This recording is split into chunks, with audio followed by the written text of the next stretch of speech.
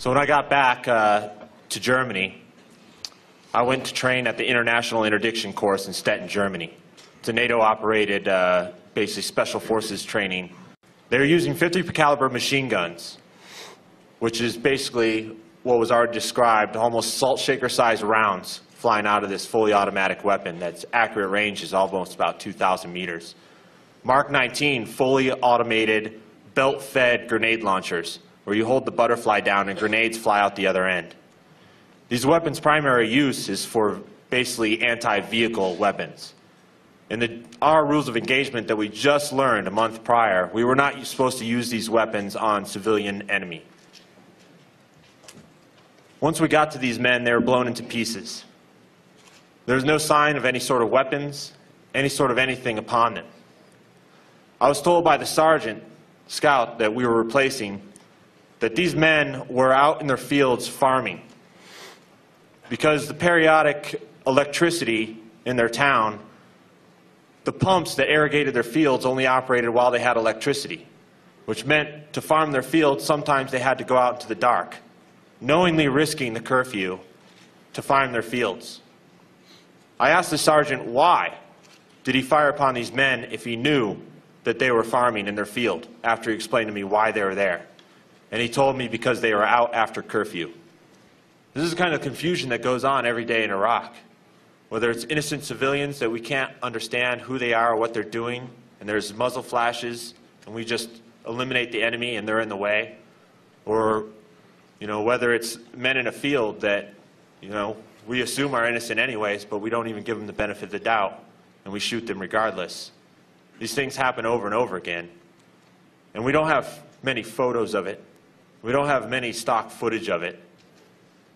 If we did, there'd be more Abu Ghraib scandals, and there'd be more Hadithas, and there'd be more Mike Greens that we can learn about. But all we do have is our testimonies. And hopefully, with the courageous efforts of Iraq Veterans Against the War, we can continue to bring these to light. The men I served with were honorable soldiers. They were professionals. They went to Iraq hoping to do good, hoping to do right.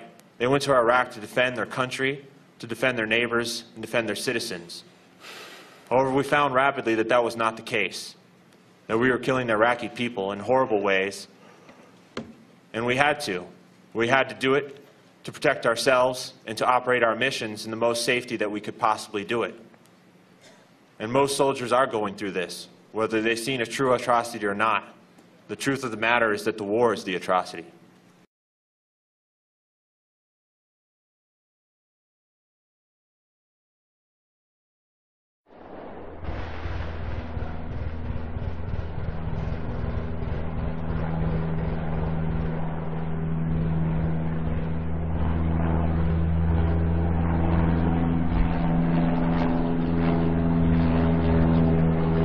They waved the car off down a side street so that it would not come near our formation. As I made it up to that side street, the car had turned around and was coming back towards us because the street was blocked off by a concrete T-barrier at the other end. So I began doing my levels of aggression. I held up my hand, trying to get the car to stop. The car sped up. And I thought to myself, oh my God, this is it. This is someone who is trying to hurt us. And so instead of doing what I should have done according to policy and raising my weapon, instead I did what you should never do, and I took my hands off of my weapon altogether and began jumping up and down, waving my hands back and forth, trying to get this car to stop and see me. The car kept coming.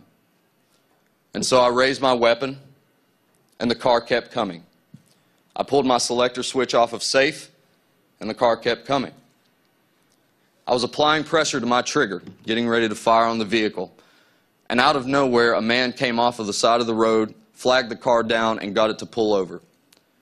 He walked around to the driver's side door, opened it up, and out popped an 80-year-old woman. Come to find out, this woman was a highly respected figure in the community, and I don't have a clue what would have happened had I opened fire on this woman. I would imagine a riot.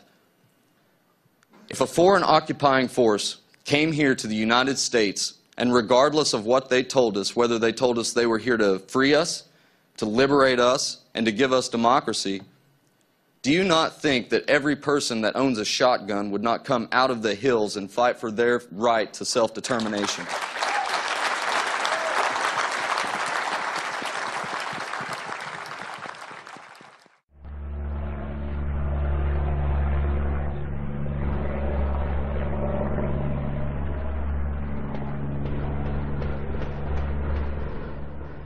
But now it was basically we were going to be operating under the assumption that everyone was hostile. He sort of wrapped up the brief by sort of going, "Okay, Marines, you see an individual with a weapon, what do you do?" Sort of a mutter in silence for a minute, waiting for someone else to answer, and one guy said, "Shoot him." Battalion JAG officer said, "No. Shooting at a target, putting rounds downrange and suppressing a target is one thing. Sighting in and killing a target is another." So again, you see an individual with a weapon, what do you do? Kill him.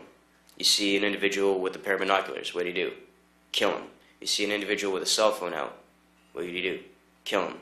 You see an individual who, although maybe not being actually carrying anything or displaying any specific hostile action or intent, running from, say, one building to another, or running across the street, or even running away from you, assume that he is maneuvering against you,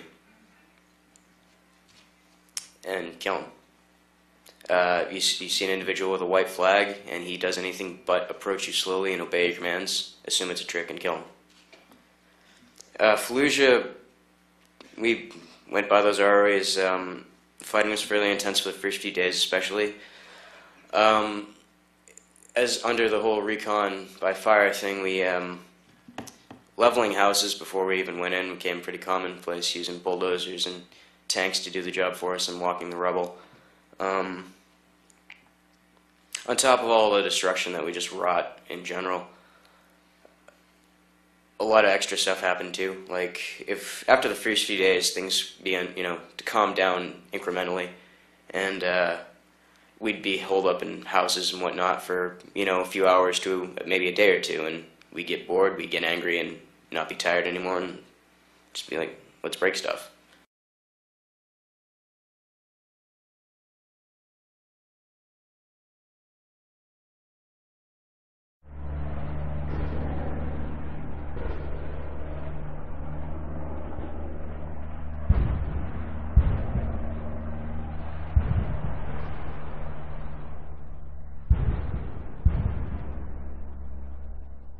If you're in an office and it's the morning and you're walking by maybe one of your staff sergeants and you say, "Good morning, Staff Sergeant," well, I guess the common response in the civilian world would be like, "Oh, good morning to you too."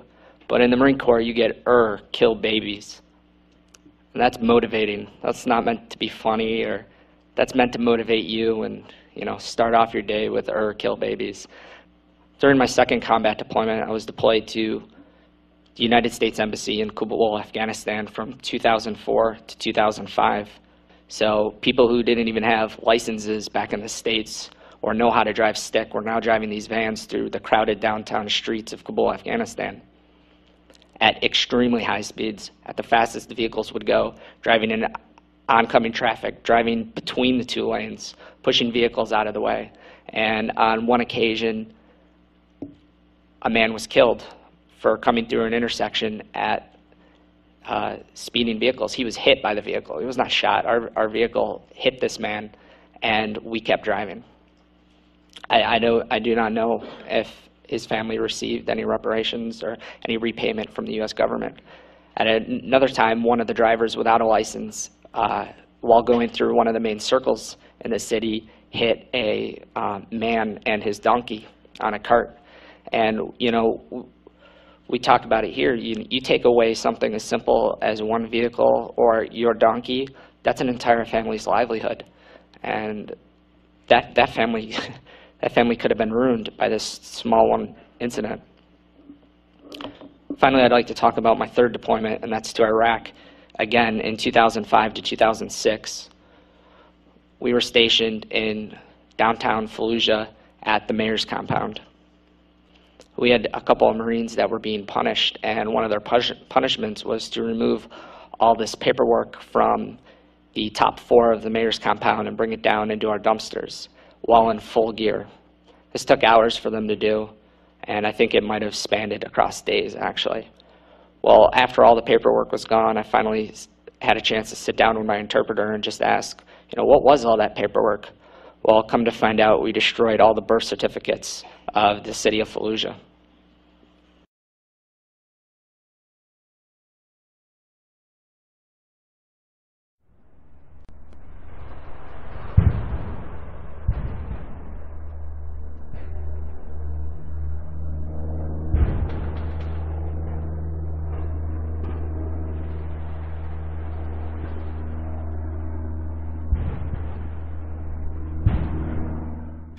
It's no surprise for anyone who's been in the military since September 11th, especially not for those of us who have been deployed since September 11th, that the word Haji is used to dehumanize people, not just of Iraq and Afghanistan, but anyone there who is not us. We bought Haji DVDs at the Haji shops from the Hajis that worked there. The KBR employees that did our laundry that were from Pakistan became Hajis. The KBR employees who worked inside of our chow halls became Hajis. Everyone that was not a U.S. force became a Haji. Not a person, not a name, but a Haji. I used to have conversations with members of my unit, and I would ask them why they use that term, especially members of my unit who are people of color. It used to shock me that they would, and their answers were very similar almost always, and that was, they're just Hajis, who cares? And that came from ranks as low as mine, sergeant, all the way up to lieutenant colonel in my unit. The highest ranking officer that I ever heard use these words was the highest ranking officer during my deployment in Iraq, General Casey.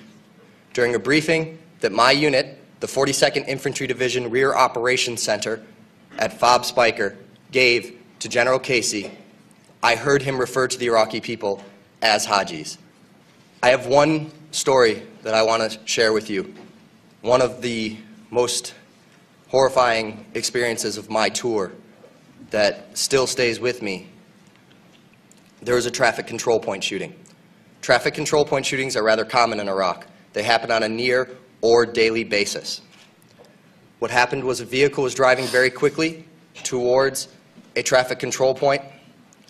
A young machine gunner made the split-second decision that that vehicle was a threat, and in less than a minute put 200 rounds from his .50 caliber machine gun into that vehicle. That day he killed a mother, a father, and 2 children. The boy was age 4 and the daughter was age 3. Now, I was in the briefing that evening when it was briefed to the general. And after the officer in charge briefed it to the general in a very calm manner, Colonel Rochelle of the 42nd Infantry Division, DISCOM commander, turned in his chair to the entire division level staff and he said, and I quote, "If these fucking Hajis learned to drive, this shit wouldn't happen." I looked around the TOC at the other officers, at the other enlisted men, mostly higher enlisted. As a sergeant, I think I was the lowest ranking person in that room. And I didn't see one dissenting body language, one disagreeing head nod. Everyone was in agreement that it's true. If these effing Hajis learned to drive, this S wouldn't happen. I couldn't believe it, but it was true. That stayed with me the rest of my tour. I looked around every time that word Haji was used, and I thought about that soldier who will carry that with him for the rest of his life, and I thought about the 4 Iraqis whose bloodline was ended on that day. And Colonel Rochelle could not think of any of that, but only his own racism and dehumanization that has started at the commander-in-chief of this war and worked its way down the entire chain of command.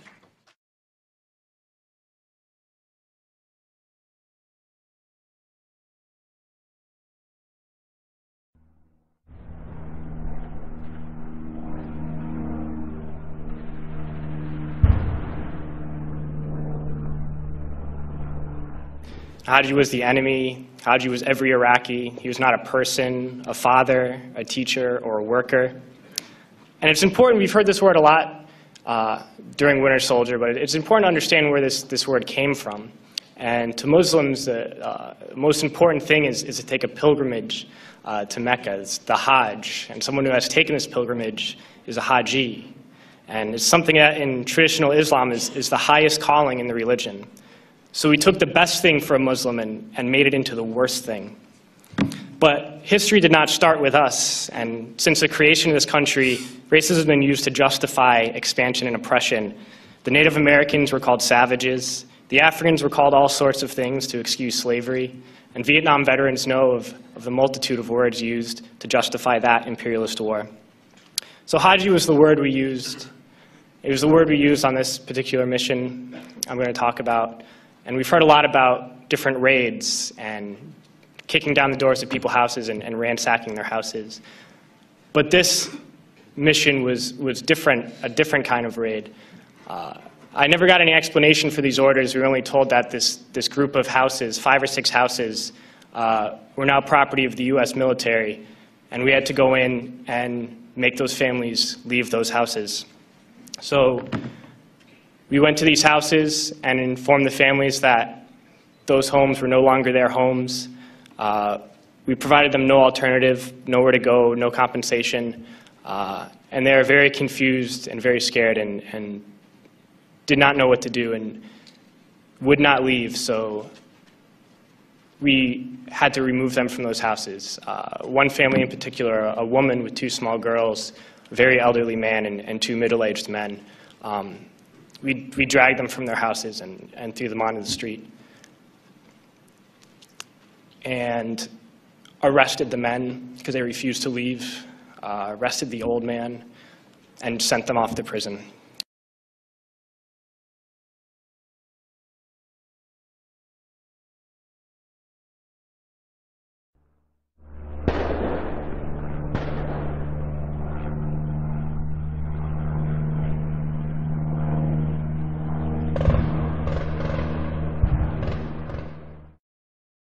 These detainees, there's 3 of them, they were in our custody for about a week. Over this week, these guys were beaten relentlessly and humiliated, teased with food and water. They were begging the Marines for food and water, and the Marines would mock them, throw water in their face. The detainees were flexi-cuffed by their wrists behind their back, and they were blindfolded. So then the Marines were screaming at them to get up, and then they'd trip them down on their face. They couldn't break their fall because they're tied up. And the Marines were showing the Iraqis pornography, which was strictly taboo to their religion, and they made this very obvious to us. I saw a Marine take the hat off of an Iraqi. He shoved it down the back of his pants and wiped himself with it, and then tried to feed it to the Iraqi who was blindfolded. And because he was desperate for food, he actually tried to eat it.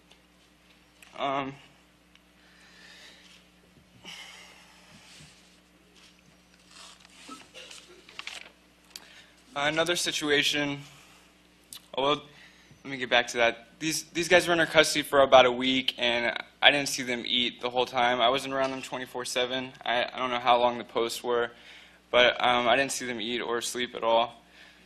I remember the Marines taking this guy out to use the restroom, and I can't remember what the proper terminology is for the type of gown that they wear, that the men wear in Iraq. But because he was flexi-cuffed, he was trying to squat to use the bathroom to spread open his gown, and the Marine was kicking him in the ankles. I remember his ankles were bloody and shoving him over while he was trying to use the restroom, telling them that he should stand up and urinate like a man.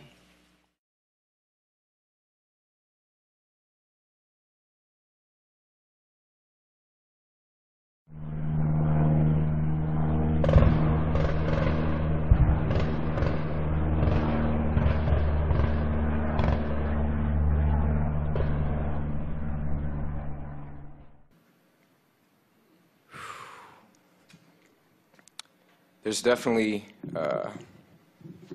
looking back on it now, you know, at the time you get so wrapped up into everything that you feel like, you know, you just want to get out there and you know, this one's for, you know, so-and-so who died in my platoon, and this one's for so-and-so, and you stop caring about who gets hurt because you're so affixed on, you know, who's been hurt in your unit, and we all just wanted everyone to come home alive, and it's difficult. It's difficult when we're put in a situation where we're experiencing pop shot and you know, sniper shot and IED situations in an urban or a, you know, civilian occupied area. I mean, it's going to be pretty ugly, especially given the weapons that we used and the weapons we were given. So, I mean, like I said before, you know, things definitely degenerate over time.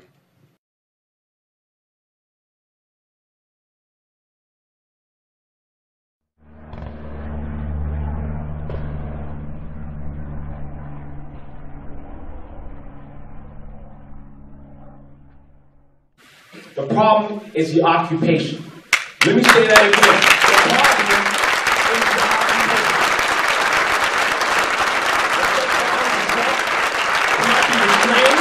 problem is not being trained with rules of engagement, that when your life is in danger, it does not matter what the rules of engagement are, that the problem is the occupation itself. And it's time to bring the troops home now. Thank you very much.